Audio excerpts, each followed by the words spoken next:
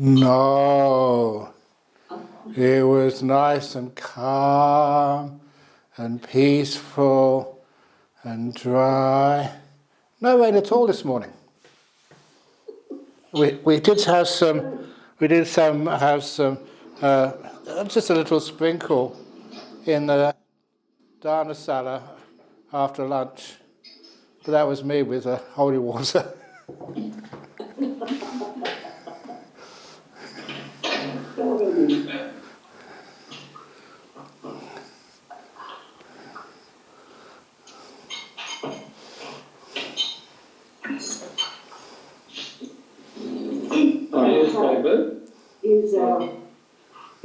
I'll keep the meeting open for a while, Chris, but you can start if you want.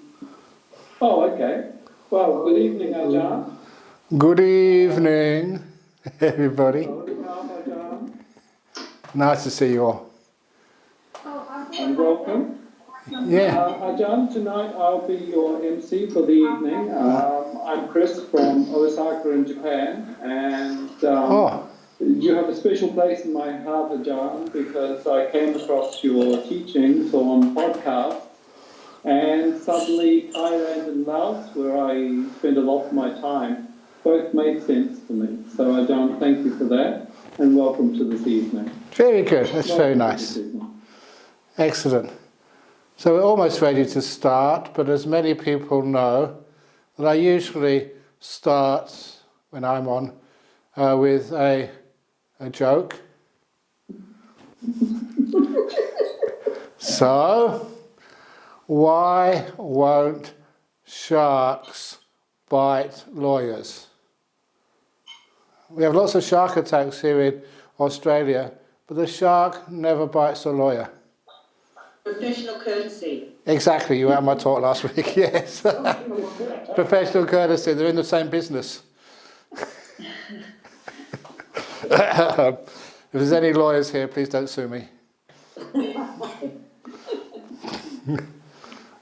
Well, Ajahn, if everyone's ready, shall we, would you like to lead us in chanting the Metta Sutta, Ajahn? Yes, I certainly can do that for you. Oh, that would be wonderful. So, Okay, well, are you ready?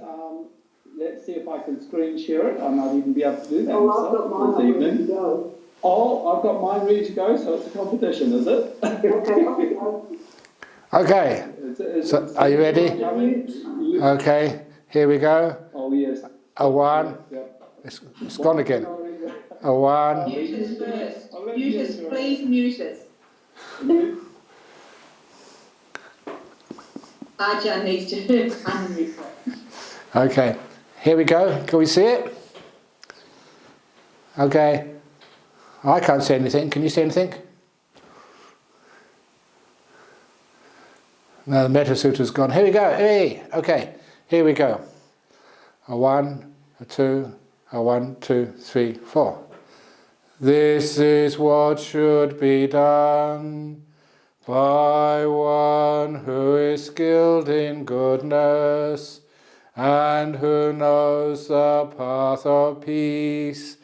Let them be able and upright, straightforward and gentle in speech, humble and not conceited, contented and easily satisfied, unburdened with duties, and frugal in their ways, peaceful and calm, and wise and skillful, not proud and demanding in nature. Let them not do the slightest thing that the wise would later reprove, wishing in gladness and in safety, may all beings be happy. Whatever living beings there may be, whether they are weak or strong, omitting none, the great or the mighty, medium, short or small, the seen and the unseen, those living near and far away, those born and to be born. May all beings be happy. Let none deceive another, or despise any being in any state. Let none through anger or ill will wish harm upon another, even as a mother protects with her life her child, her only child. So with a boundless heart should one cherish all living beings, radiating kindness over the entire world, spreading upwards to the skies and downwards to the depths, outwards and unbounded, freed from hatred and ill will, whether standing or walking, seated or lying down, freed from drowsiness. One should sustain this recollection. This is said to be the sublime abiding. By not holding to fixed views, the pure-hearted one, having clarity of vision, being freed from all sense desires, is not born again into this world. Sadhu, sadhu, sadhu. Excellent. Could you all hear that? Good, excellent. So, it's something which I learnt as a young monk, was whatever you do, give it everything you've got. In other words, put lots of energy into every moment of your life. And you find if you do it the right way, you don't get tired, but you get uplifted and inspired. And that's much better than if you do that chant, the metta chant, and you start chanting, "This is what should be done by one." That is just so dispiriting. And so when you give it some oomph, some energy, you do actually find that you enjoy it more, you've got more power, and that power, that energy lasts afterwards. So little by little, we put more into what we're doing, and that means that when it's time to talk, we talk. When it's time to meditate, we really know how to meditate. When it's time to sleep, we really know how to sleep. Little by little, we put lots of whatever we have into what we're doing, and we find we are fitter, healthier, and more energy in life. Little things like, last time I saw you was just before the rains. Retreat, this last rains retreat, which is now over, and I had my 70th birthday.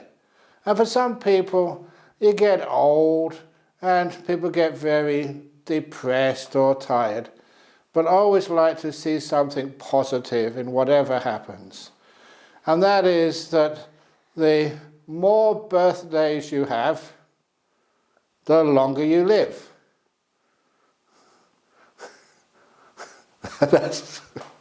That is obvious, but it's a nice way of looking at things. And making a nice way of looking at things makes you just more energized, more alert, and it makes it much more fun. And the fun and the joy is also a cause of good meditation, and it's also a result of good meditation. It's not just learning how to be peaceful, it's learning how to turn that peace into something powerful and still and immense. It's one of the things which I've often taught you when I went over to Melbourne, to Armadale, is that there are many different levels of mindfulness. There's the ordinary mindfulness, which, even like a drunken person has some mindfulness, enough to find their way home after going to the bar or pub at night. they can just sort of find their way home. But the real mindfulness is much more powerful awareness. You see more. And of course, the really, what I used to call superpower mindfulness, that's when you're so aware, you can see so much more deeply into things. And that superpower awareness is the result of meditation. It's a great thing to experience, really fun, and you can do many, many benefits with it. Even like simple things, like when I was, I mentioned this last week to somebody, that when I was invited to South Korea, to Daejeon, to give the keynote address at the World Computer Conference. I think it was in 2019. Amazing! The only reason I can do this Zoom talk with you is because Venerable Saga, who sits just behind the screen there, sets it all up for me. If it wasn't for him, I wouldn't know what to do. I am not computer savvy.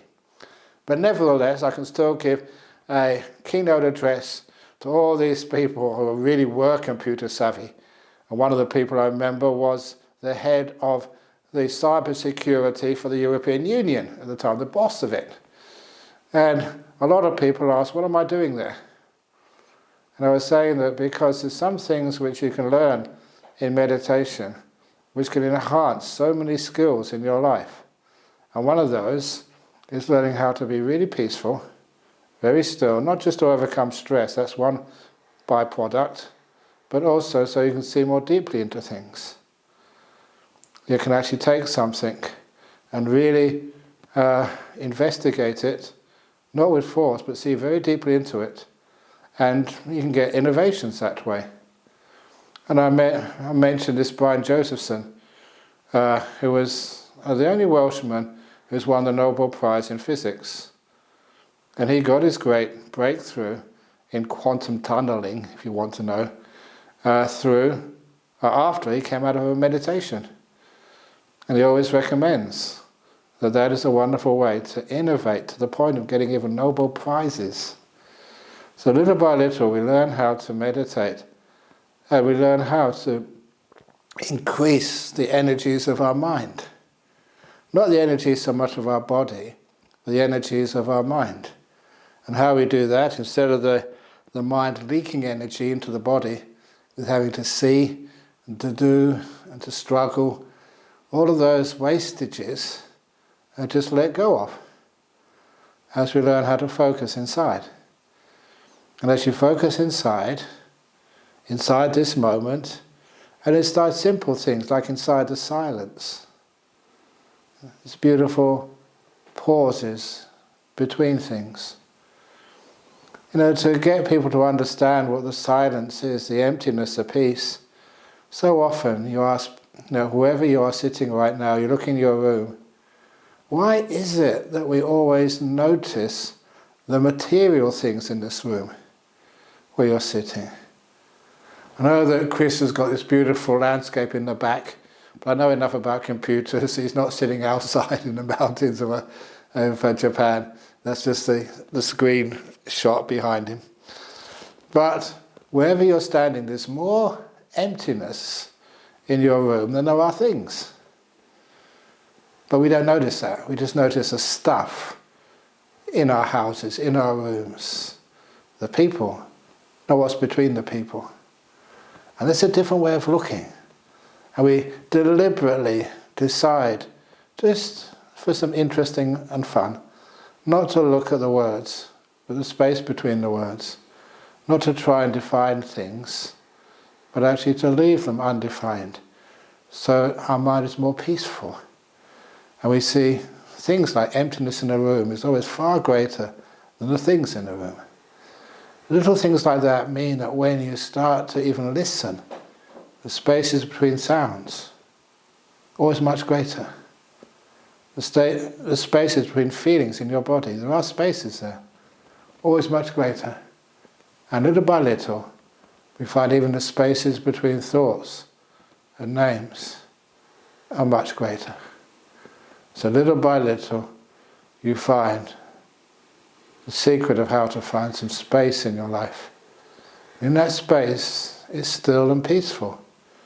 In that peace, that's where you can find some energy. It's just like charging up your laptop or charging up your mobile phone. It's being used at the time, you waste so much energy. Just leave it alone, it builds up in energy. I love feeling that energy which comes when you just don't do anything. When you're just aware, mindful, in this moment, and let things grow. Because that gives you a huge amount of clarity and energy and happiness. It's a simple thing, but many times people, they take coffee or tea because that does give you some cheap energy. When you meditate, you get much more energy. And that energy which you get from meditation is much more powerful, much more still. And it sees deeply into things. And that's the sort of energy which you like to develop through meditation. That's great for your health, both physical health and emotional health. And it's fantastic, just what you see and how deeply you see into it. And just all the great insights which come up. Simple things. Oh, okay, please excuse me again, but I always bring up this simile at the time, but the reason I'm bringing it up now, there's one of the people who follow us online all the time. He lives over in Italy, and I think he works at CERN, that big atom fundamental particle collider. And he's a bit of a philosopher as well as a scientist, as well as a meditating Buddhist.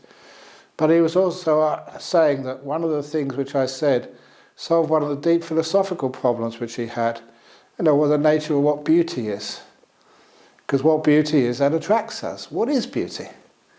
Many years ago, went over to to India to see the site where the Buddha lived. And because it was India, and because there was many people there, part of the tour was to go and see the Taj Mahal. And then I was with another lady here from Perth, and just standing next to her, and she said, "This is a bit over the top, isn't it?" She couldn't see the beauty in it, and neither could I. I was trying to find out where that beauty was. What is beauty? And little by little, the story which I told, which is a gross story, but I think you all know what's coming now, is just doing a retreat, a meditation retreat here in Perth, at Jhana Grove. And carrying some really great meditation, because I meditate as well when I teach meditation. And also that, like anybody, you had to go to the toilet. And when I went to the toilet, I had to do what we call in Australia number 2. I think you all know what that number 2 is. And when I went and did a number 2, I made a big mistake. Before flushing, I looked in the toilet bowl. When I looked in the toilet bowl, honestly, no exaggeration. People think I just make up these stories, but this is no exaggeration. It's not a joke, it's real. What I saw in the toilet bowl was the most attractive, beautiful piece of feces that I've ever seen in my life. Just the shape of it was like some sculpture made by Rodin.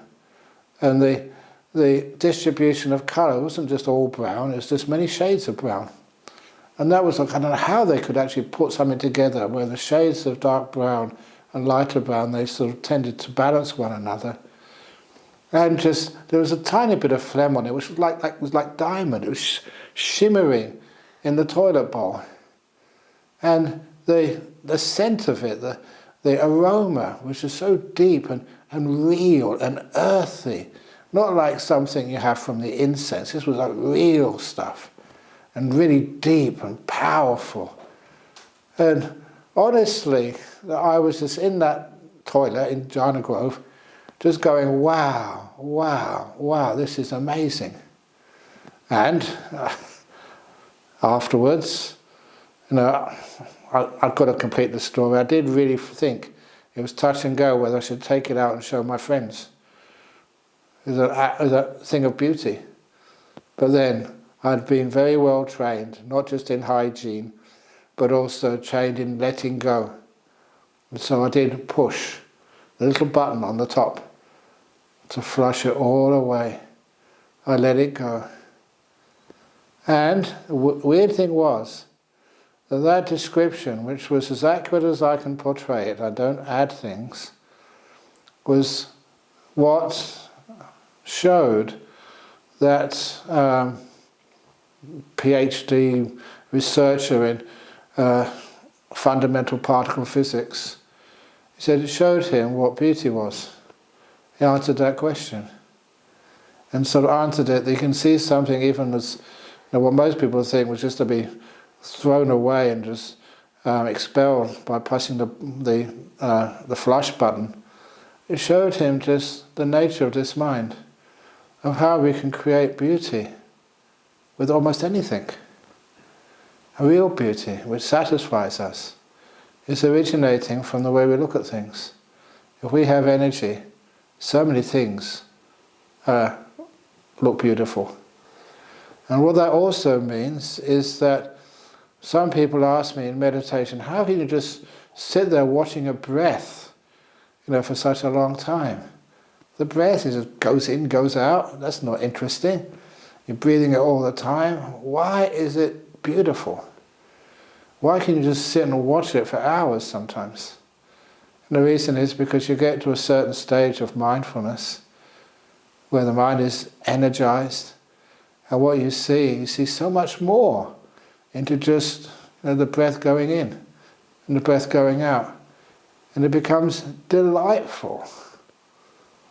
It's weird sometimes to try and explain meditation to people who haven't had experiences or haven't sort of really understood how the Buddha was teaching meditation, or someone like Ajahn Brahm would teach meditation.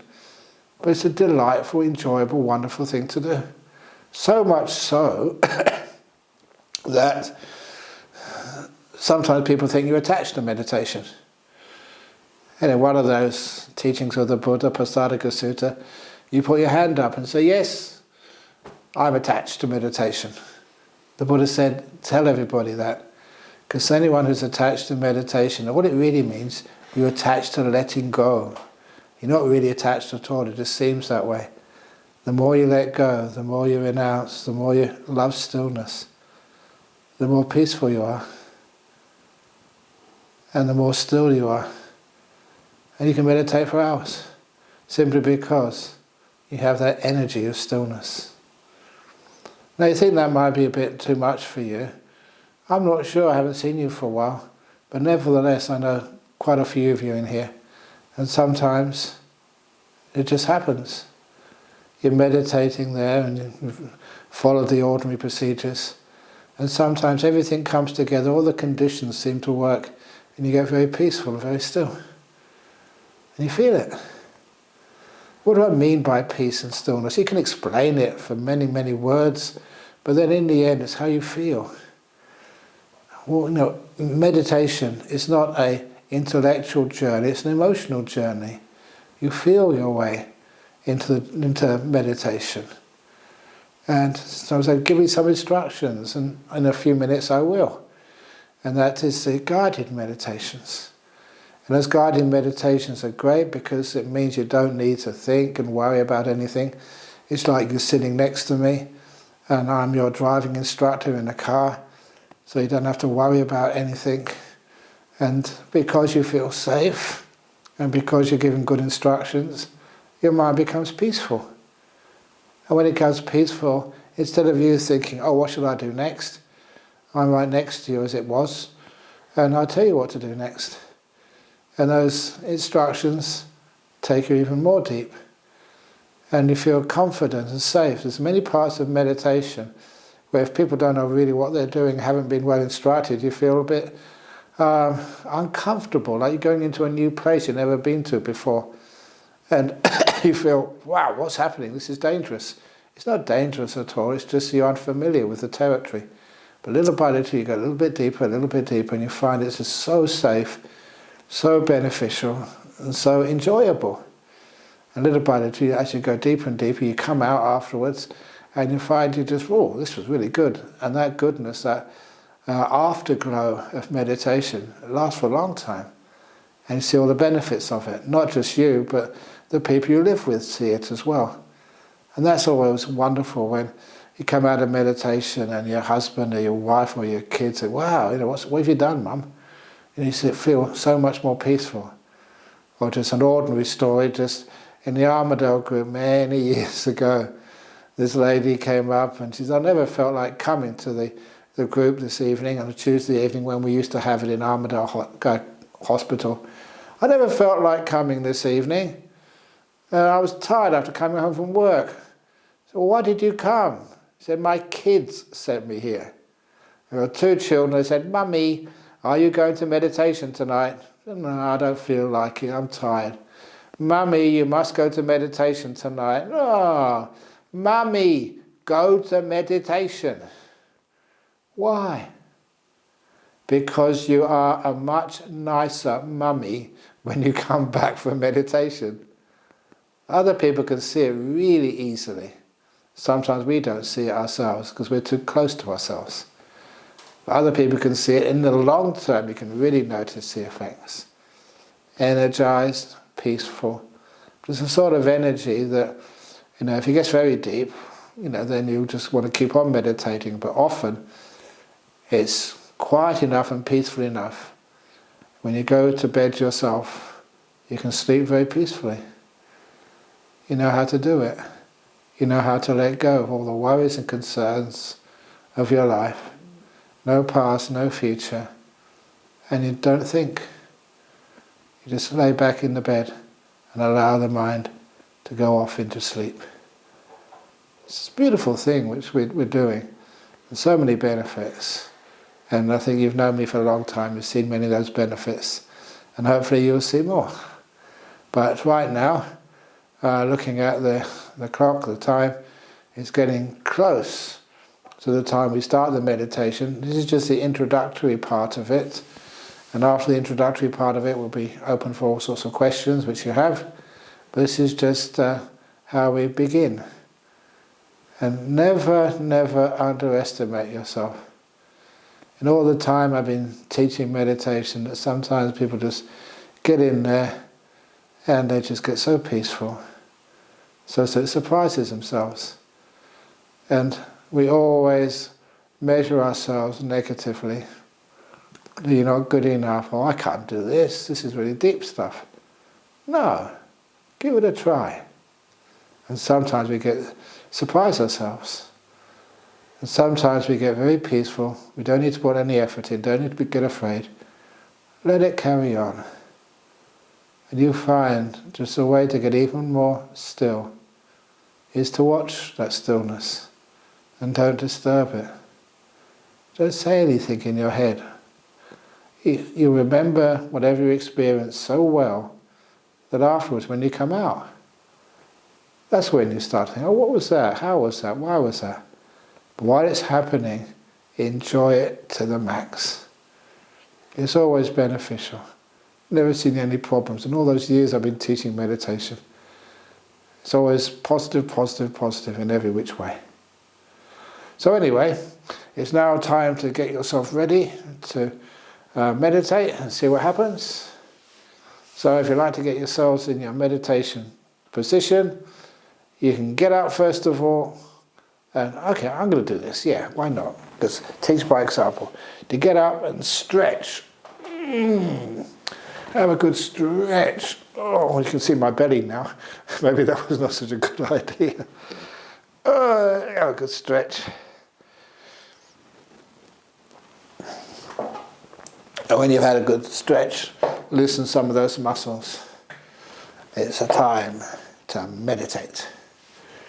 And again, I will just lead the meditation, guided meditation. And once the guided meditation, usually I go for 15 or 20 minutes guidance, and then I let you free. Just see where you go after I become quiet. And enjoy it to the max, and don't ever be afraid. Meditation is one of the most harmless and helpful activities you can possibly do. So here we go. So you close your eyes. I usually meditate on the floor, but today I'm meditating on a chair.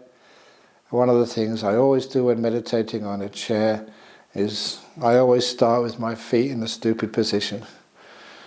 I wasn't paying much attention to them, so now I'm going to move my feet so that I like it flat on the floor. It's a nice carpet, believe it or not, in this room. And I feel the carpet with my feet.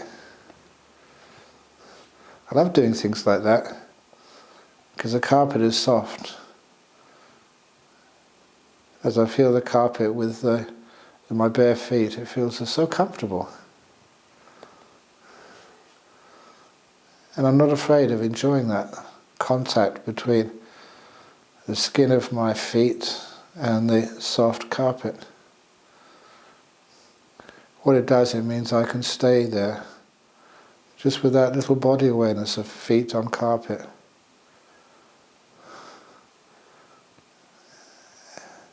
I better keep going because I could probably spend the whole half an hour with that feeling. It feels nice. I'm relaxed. I did meditation this afternoon. And then I go to my whole feet on both sides. And I love being kind to myself. Being kind to myself is first of all being kind to my body. Feet, how are you? I treat them as if they were individual beings, not belonging to me, but my friends. Do you need to be adjusted? Anything I can do to make you more comfortable? You know, when I listen, I get answers. My feet say, they're connected to my legs, so I just need to move my legs a bit further out. It makes it feel better. Well, it works. Then when my feet are comfortable, go to my ankles. Make sure they're comfortable. Even though there's no problems in my ankles, I still ask them. It just shows you care. You may have kids living with you, and even just ask them, and even if you know they're okay, little son, are you okay today? It means that you do think about them, care about them. Now I'm just caring for my own body, my ankles. And then I go up to my calves. The calves are really peaceful. No aches, no pains. But nevertheless I check, are you comfortable like that? Do you need to be adjusted? And it's like I hear the answer, no, I'm fine. If you need to adjust your calves, please do so. And it's not just to get the most comfortable position, it's also an exercise in establishing mindfulness together with kindness, which is the key to deep meditation. It's not effort, it's not wanting, it's just mindfulness and kindness, setting that up and letting it do the job. And then I look at my knees, make sure my knees are comfy. And even though I sit in meditation cross-legged for so long, my knees are in pretty good condition. Go to my thighs. I can feel like a tingle on the surface of the skin on my thighs. You're aware enough to feel all sensations there. But it's not unpleasant, it's actually very, very pleasant. My legs are at ease. And I know just keeping them like this, they'll get more at ease over the half an hour. And I go to my butt. And the butt is under pressure because I've got the whole weight of my upper body on these two muscles of my buttocks. And I make sure that they are as comfortable as I possibly can. This is a time I often fidget to make sure that both of those muscles are as comfortable as I possibly can get them. Yeah, it worked. And I go to my back. I feel my back. Ask it, back, how are you? Got a little bit of an ache in the right side of my back. Just stretch it a little bit.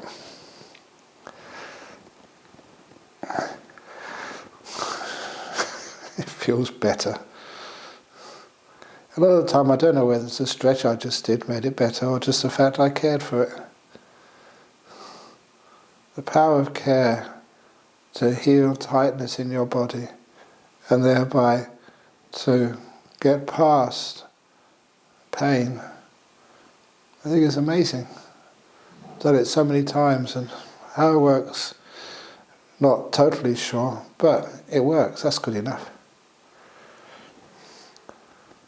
And I go to the front of my body with all the digestive tracts there and the organs, important organs like kidneys and livers and and spleens and what else is in there? The lungs and the stomach and the heart. And I just actually do a quick scan of my own body. Just like if you've ever been in a scan in a hospital, but this is actually your own mindfulness scanning the insides of your torso. And as I scan those, I don't try and discover what's there. I just on the lookout for anything which is unusual or uncomfortable, any tightness, any stress, anything which is unusual.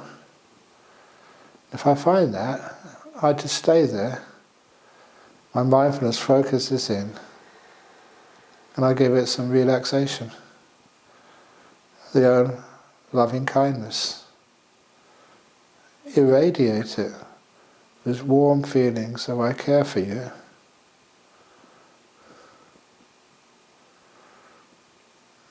And little by little you find any tightness, tension, ache, pain in your torso.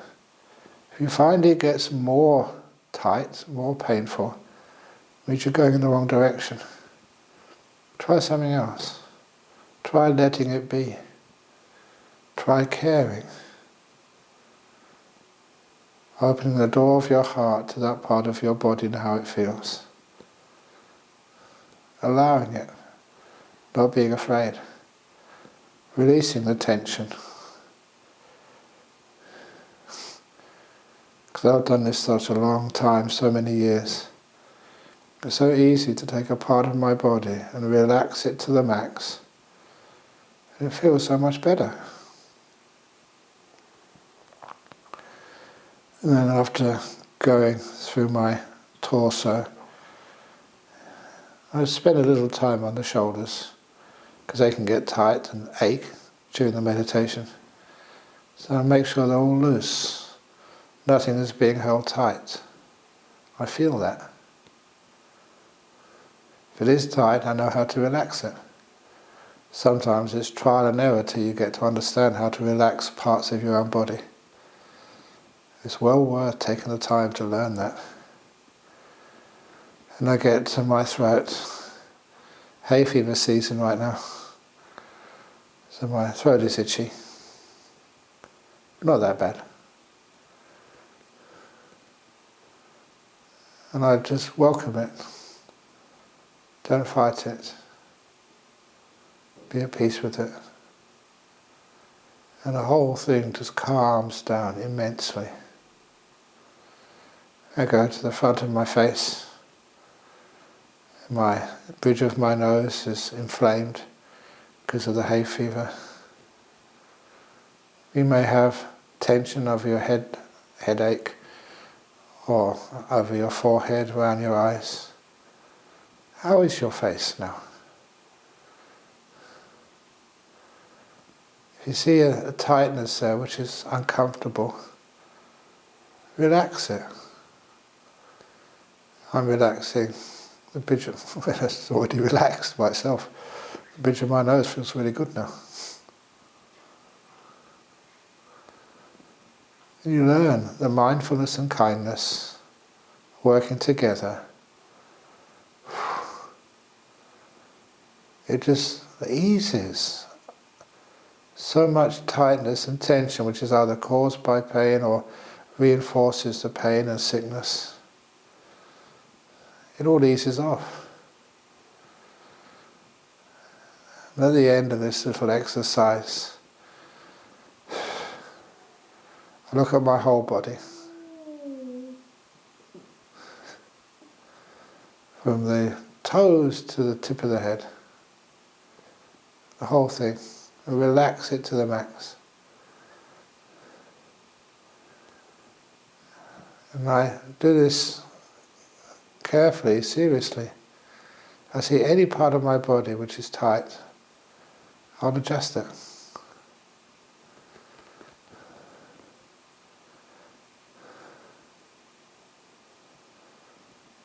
Until it feels like it's been massaged, feels like it's been in a hot bath, feels like it's been laying on a recliner all day and you're so comfy.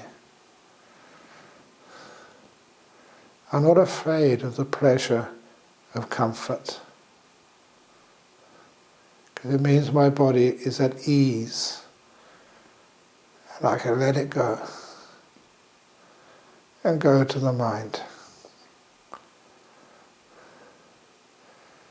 When I go to the mind, I ask myself, how peaceful am I? Or how agitated?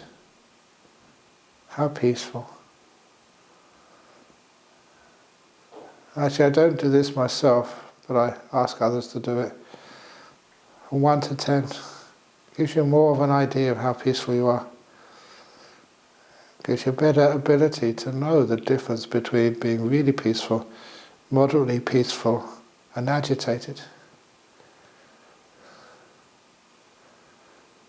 All you're doing is looking at the mind.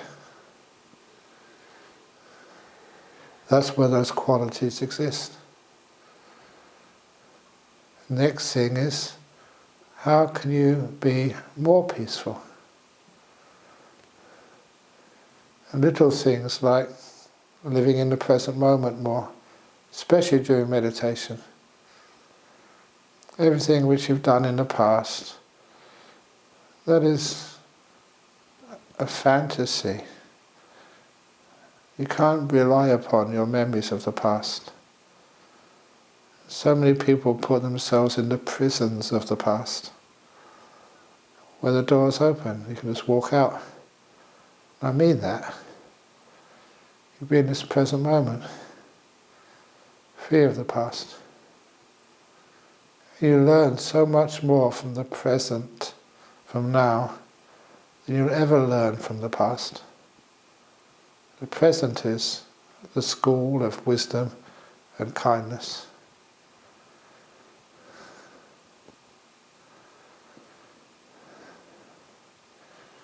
And if you're worried about the future, now is where your future is being made. This is where you make future, right now. This is the only time you can do anything about the future, right now. So be kind to this moment. You find the past and the future, because they're not so important as you once thought. They're not so reliable. You can give more value, more importance to the present moment. And here you find some peace, some silence. When you are peaceful, just notice how enjoyable that is. It's like you're free. Like you've been in the prison of burdens and duties, and memories as well. They create the bars of the prison in which we mostly live. Now you're free. You're in this moment. If we can stop thinking, notice the spaces.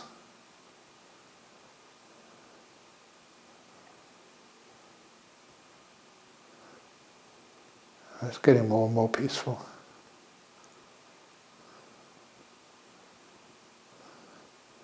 And you're experiencing these things. The experience is so more powerful than anything I can say.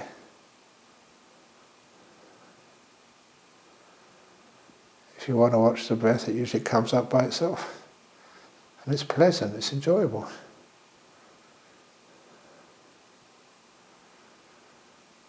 And I notice that joy. Got nothing to do in these minutes. Except just watch a breath go quietly in. And watch it go quietly out, all by itself. I don't do a thing. Now I will be quiet.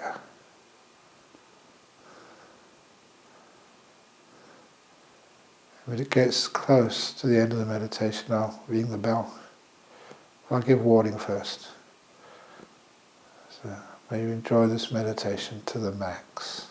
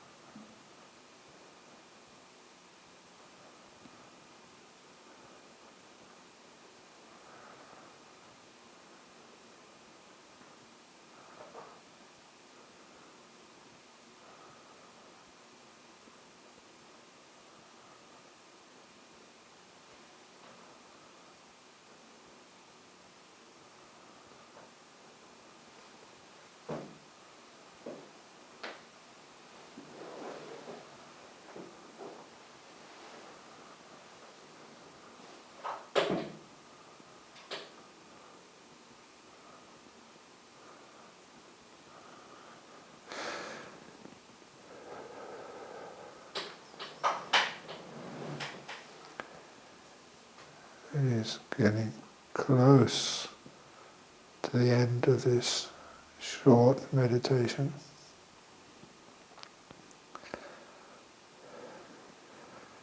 How do you feel physically, emotionally?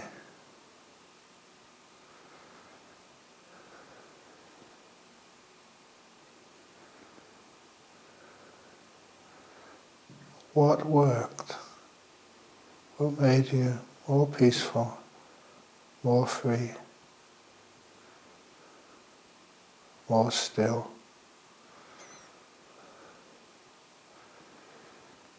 It's usually the end of the meditation is where you learn, gain insights, not in the middle.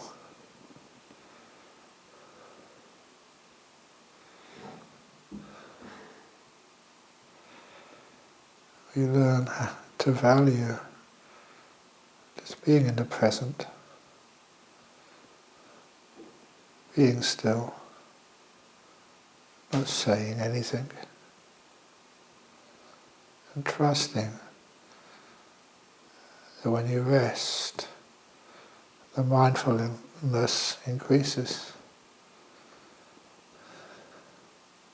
You feel free, energized.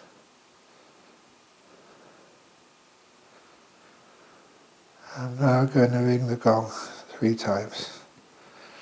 Signal to come out from the mind back into the body.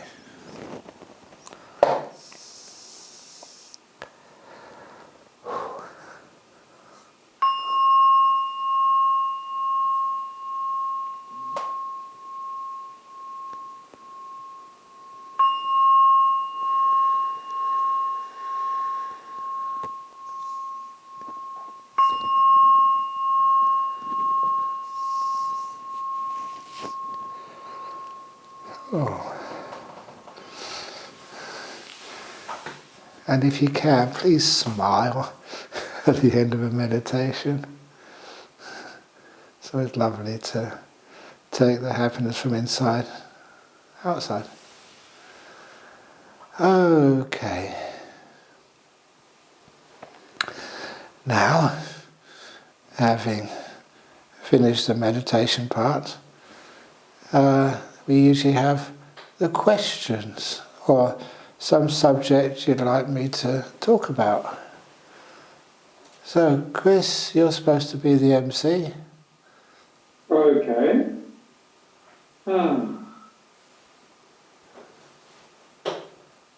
Ajahn, thank you very much for that. That was most beautiful. Can you give us more advice on looking for the spaces and finding the stillness in the spaces? Yeah, okay. With looking for the spaces, is we've been taught, brainwashed if you like, to always look for things, look for objects, people. But the spaces between people is something much more different. And sometimes those of you who want relationship studies, the relationship is what happens between two people. It's not what's in him or her or whatever, it's what's between.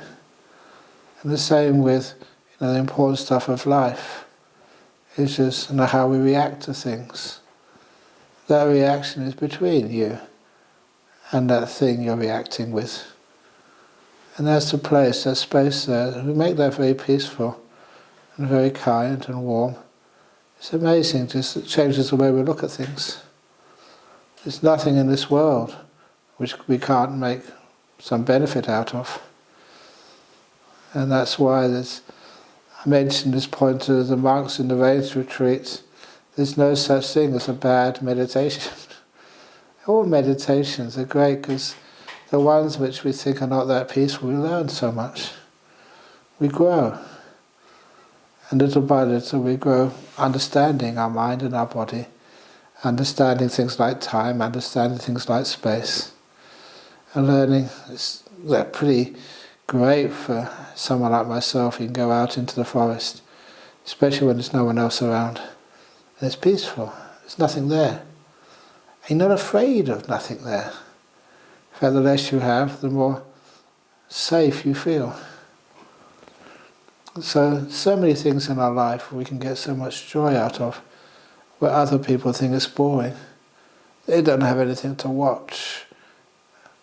You know that emptiness, spaces, these are things we can't control. We can control things. We can't really control between things. That's one of the wonderful things, that these are the times when you value what's between things. And you grow spiritually enormously. You'd notice, I haven't mentioned this, talked about this for years, but it's such a nice little insight, that the in-between times of your life, that's actually the majority of the years which you live. You're in between things. You've left home, you haven't arrived at work yet. You started something, haven't finished it yet. You're in between. In half an hour, I'll leave this little office and walk to my hut. I'll be in between again. Haven't arrived at my destination, but left the origin. So those in-between moments of life, that's where most of the action is, but we waste those in-between times as we think of where we're going to get to and how we're going to get there, whether it's going to be late or early. And even in the mind, when you meditate, sometimes you've closed your eyes, you've began the meditation, we haven't finished yet. We're concerned about what's happening in between. Don't be concerned at all. Just be in between. I like that in-between concept.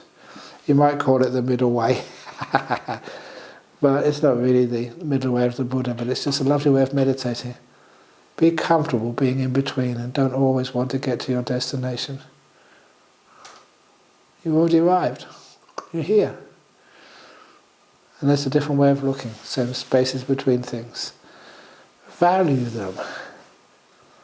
Whatever you value, the mind will go towards, and it's a great little vein of gold, in the mine, if you like, of meditation. Make any sense? Yeah, it does, Ajahn. Thank you very much. We have a question for you too in the chat, Ajahn. Would you like me to read it for you? No, I'll read it if you like. Hello, Ajahn Anon here.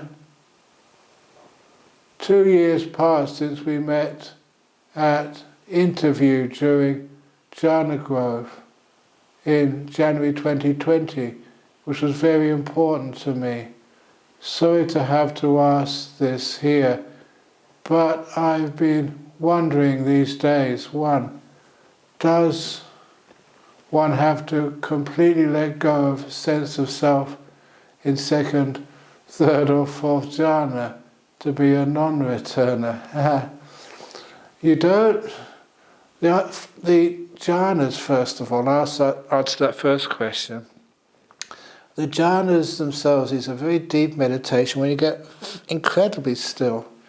So much still that you have one thing in front of your mind with that thing, for the whole period of that meditation. And because of that, you cannot get any insight, understanding within those jhanas. Those jhanas are just where you're so still, you're building up your energy.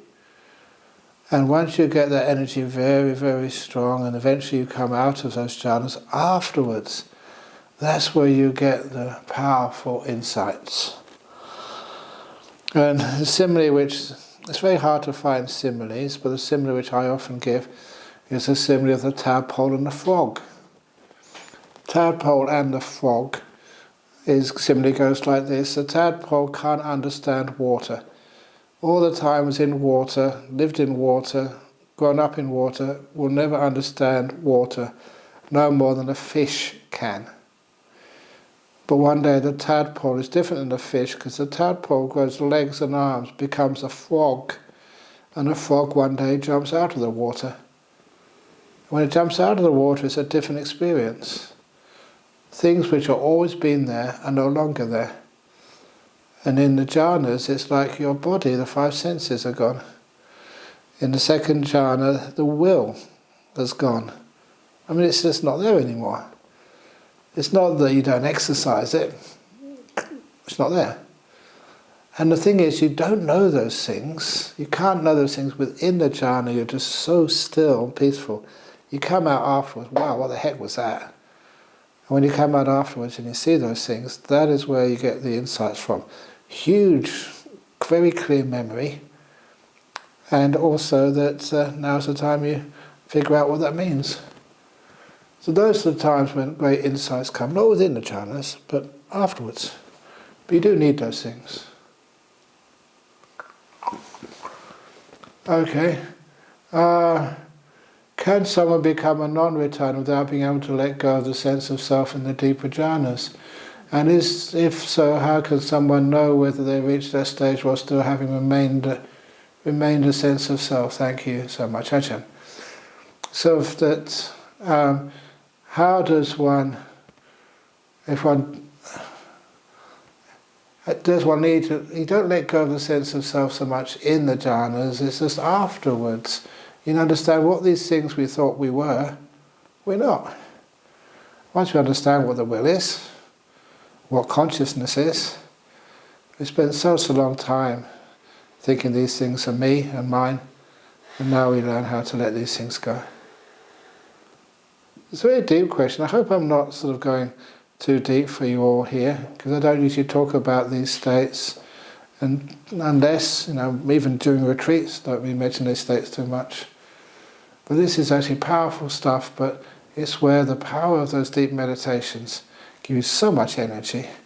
It's not you just know what beautiful is, how we create these things, and how the energy of the mind makes things beautiful.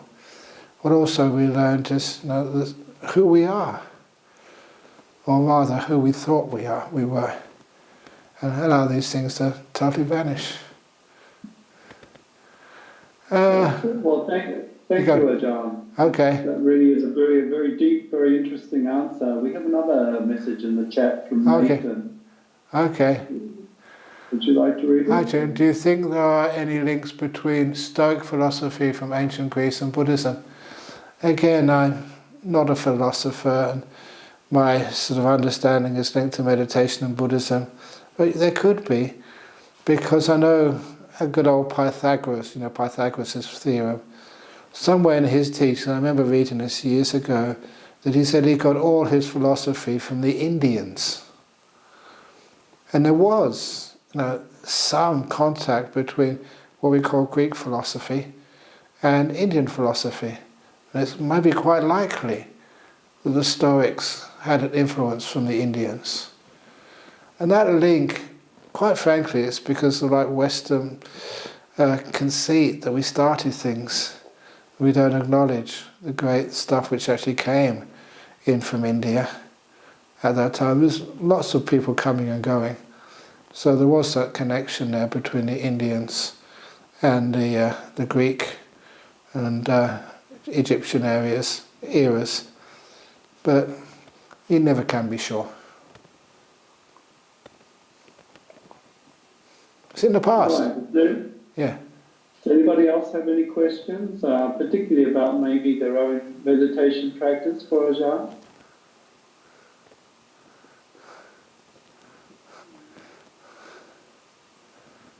It's something which I'm always have you got any questions yet? I was just going to ask you. Yeah, go on. Or should I raise my hand? Yes. Oh. Hello. So my apologies. I missed the meditation because of the time change here. I forgot. So I do apologize for that. But I do have a question, and there is this phrase in this about path, fruition, and deathless. And it seems, clear-cut, path, fruition, deathless. But can you piece that out a little bit? Because I think path and fruition interplays, and then of course there's deathless. So there's more to it, yes, than just path, fruition, deathless. Thank you. Of course there is. And monks spend a lot of time arguing about these things. But instead of arguing, the path and fruition is just in the stages of enlightenment. It is especially important for like stream winning, where you actually see that there's nothing in here. It's totally empty, subject to cessation, etc. That is a tough one, because there's many monks, they just argue, is it really necessary? You have to have a deep meditation to become a stream winner. And most monks agree, yes, you do, but there's always a but here.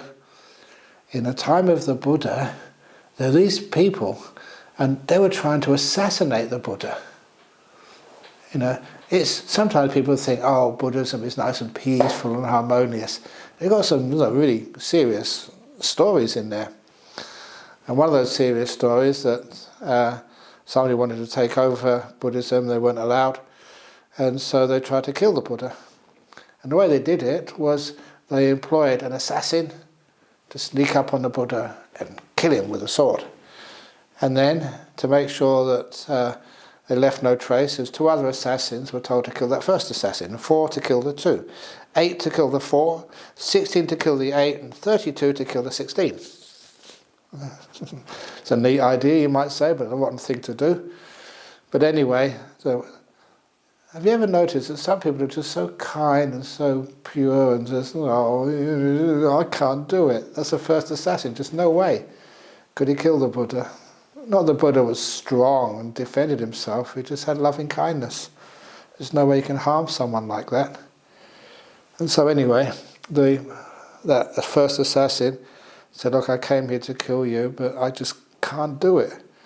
And then the Buddha taught him some teachings, and he's supposed to become a stream winner, the first stage of enlightenment. And then the 2 were looking for the 1, and the Buddha said, don't go this way, they're looking for you, they're going to kill you, you go the other way. And the 2 were looking for the first one, and the Buddha saw them and told them they become stream winners. A whole lot became stream winners. And that's really so unlikely. These were assassins, hard nuts. And that the Buddha could actually touch something deep inside of them, which was so pure and so wonderful, was amazing. But what it really means is these were people, they say, on the path to being a stream winner. On the path. And because they had so much faith in meeting this wonderful Buddha, they had swords in their hand and wanted to kill the Buddha, but they just couldn't do it. That's a pretty impressive thing to experience. And what that did gave them so much confidence and faith. They decided they can't be assassins anymore, but learn how to practice Dhamma, start keeping precepts, start being generous, start learning how to meditate. That's where the practice started. And of course, they say that once you enter the stream, the path, you have to reach the fruition before you die, or at your death, one of the 2. And so that's why they call them stream winners. So that path and fruition was very easy to understand. Sometimes you get so much confidence and faith in the teaching, you say, I'm going to follow this. So many people get faith in Buddhism, and sometimes they say they go away, they don't really want to be a monk or be a nun, but in the end they actually get drawn back as best they can. So that's for the first, and seeing the Dhamma, the simile was that like a person who is in the ocean, shipwrecked, and they look around and they can actually see the shore. They see safety. And that's considered to be a great simile by the Buddha of one who is a stream winner. They've seen safety. One on the path is they're just being told, no, just have a look over there, and they have faith to look over there. But one who's actually seen safety, they're called a stream winner. The next one is they're swimming towards the shore, and that's on the path. And the next one is they're so close to the shore they don't need to swim anymore, they can stand up, they feel something solid under their feet. They're just wading through the surf. The last one, the Arahat, they're on dry land, they're safe, sitting under a coconut tree, just having a nice drink of coconut, they've done a very hard journey. And that's something which brings the idea of enlightenment into something which is easy to understand. And the deathless, we always argue about that one, because it doesn't really mean deathless. It means the absence of death. It's not a state. Because I know people don't like this, but it's very obvious in the sutras the way the Buddha said it. This is when not just your body, but even your mind, consciousness, has done its job. It finishes, disappears. There wasn't really anything there to begin with. Just this process, one thing causing another, and now it's ended. For many people, they rebel against that because they've got a very strong sense of being, and the idea of not being terrifies them. Okay, I did hear someone say "ooh." I did, Ajahn. Yeah. Took my breath away there for a moment. That was very beautiful. Upeksha also has a question for you in the chat, Ajahn. Okay. Dear Ajahn. Oh yeah, let's go. Dear Ajahn, after a certain point, do we feel the breath in your conscious or your forehead? Does that happen? It can happen. All sorts of incredible things happen when you're meditating.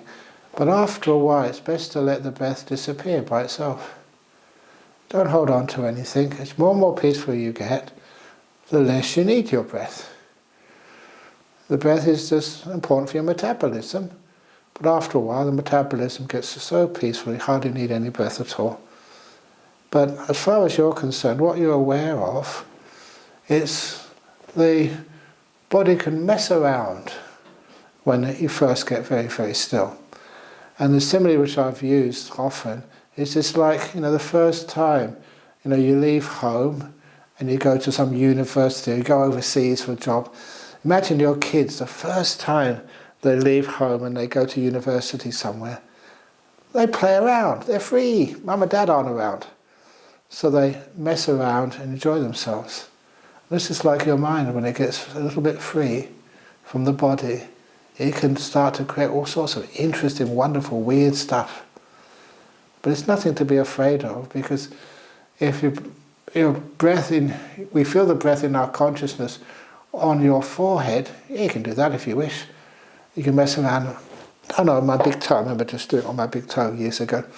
Imagine my big toe breathing in, breathing out. It's totally impossible scientifically, but that's what it feels like. It happens by itself. And all that's really happening is just the mindfulness is getting so strong. It's enjoying itself, playing around a little bit, having fun. And I often tell the people over in Perth and in Armadale that sometimes you can imagine yourself like expanding, or just rising up into the air, or sinking into the ground. You're not doing that, it's just how it feels. And this one time, I imagined myself, in deep meditation, the body was expanding, expanding and expanding, and then somebody disturbed me. And I got stuck like that. That's why I look fat. I'm only making that one up, that's not true. But it's a nice excuse. Because sometimes when they get deep, sometimes some people think, this is too much for me. So that's when I usually like cracking a joke. But the truth of the matter is that sometimes when the mindfulness gets strong, it can start playing around and have a lot of fun. Don't be afraid, it's good stuff. All right, Ajahn, don't be afraid. That brings up another question that's come up, which is about loving kindness. Oh yeah. And how can we practice it during COVID, particularly during COVID when a lot of people are having a lot of problems. Yeah, it's like the same way as a Buddhist monk when I was in Thailand. We're supposed to have loving kindness to all beings, everyone. So what about like tigers? Tigers are dangerous. And I asked Ajahn Chah that, and he said, tigers do not eat monks.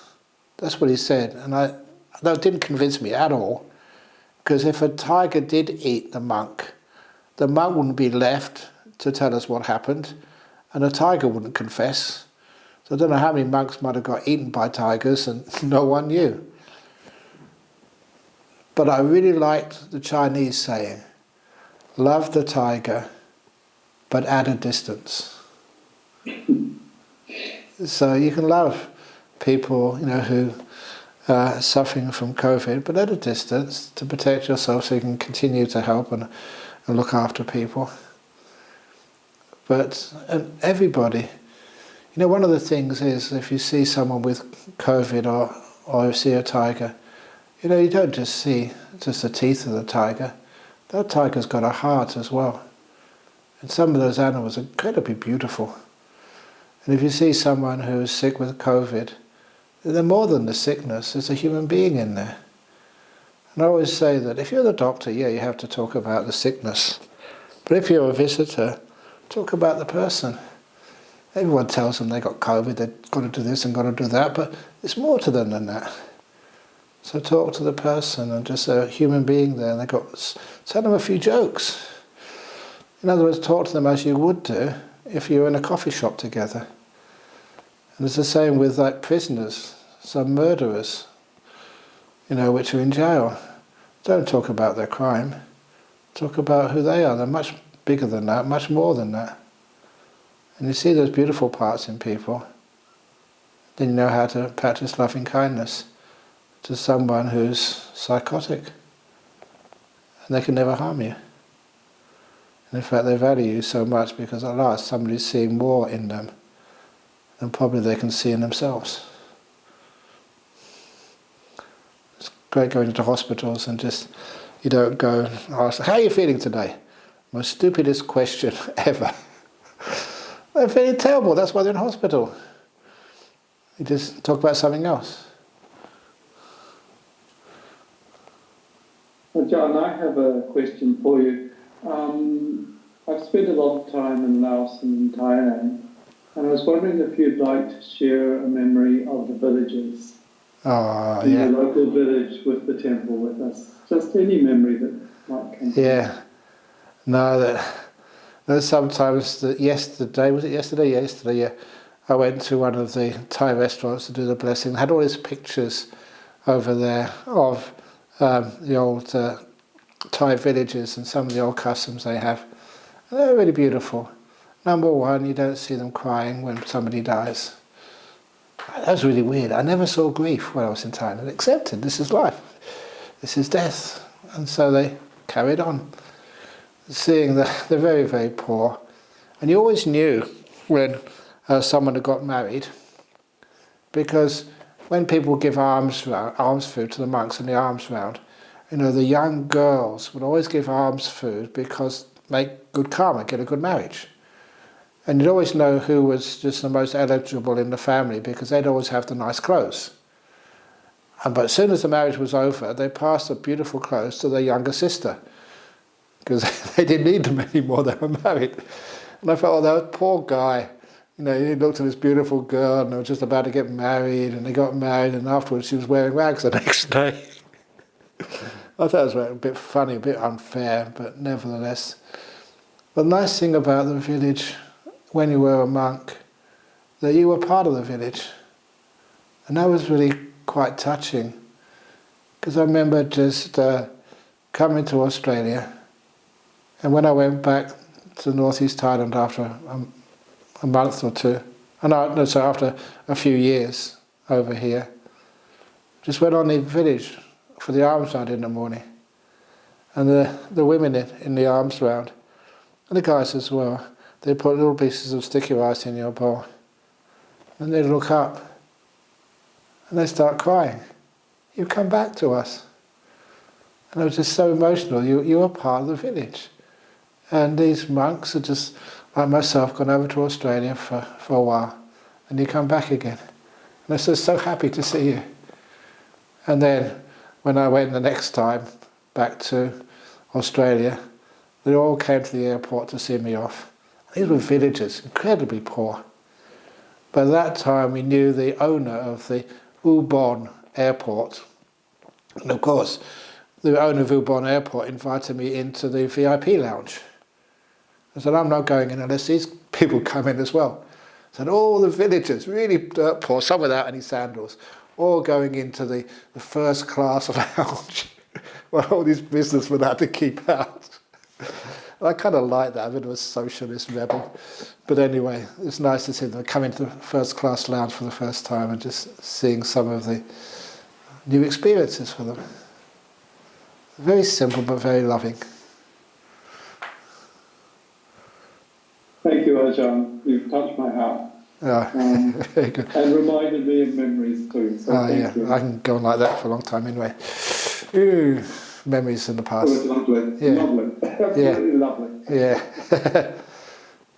Okay. Okay. One last memory of Northeast Time. I think we have time for one last memory. If you have Okay. Ajahn. Yeah. That was a nice little memory of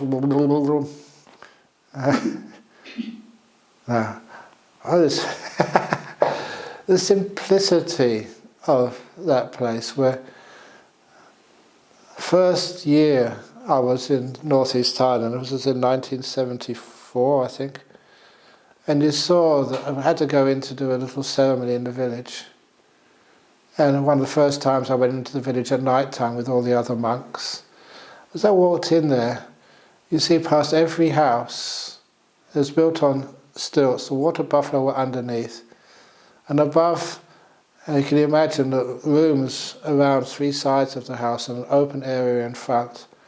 In the open area, you could see the whole family, which was maybe about 17 or 18 people, grandparents, uncles, aunties, kids, some married, some not yet married. They'd all be sitting around this light.